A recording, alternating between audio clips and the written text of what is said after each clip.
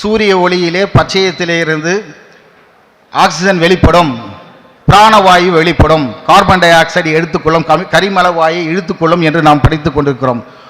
ஒவ்வொரு மரமும் ஒரு ஃபேக்டரி.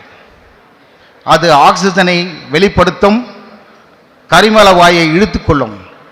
கரிமலை வாழ்வையை எடுத்துக்கொள்வது அது ஒரு நல்ல செய்தி. பொல்யூஷனை அது ரிமூவ் பண்ணுகிறது. ஆக்சிஜனை வெளியிடுகிறது, அது எல்லா உயிர்களுக்கும் அவசியமாகிறது. இன்றைக்கு ஐசியூவில் இருக்கின்ற மனிதனுக்கு தேவையை ஜுவல்லரியோ அல்லது ஒரு சென்ட் பாட்டிலோ இல்லது நம்ம போட்டுக்கிற ட்ரெஸ்ஸோ கிடையாது, ஆக்சிஜன் தான் வேண்டும்.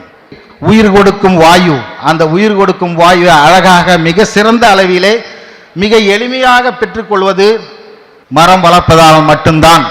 அந்த மரம் வளர்ப்பது இந்த உலகத்தில் உள்ள உயிர்களை காப்பது போன்றாகும்.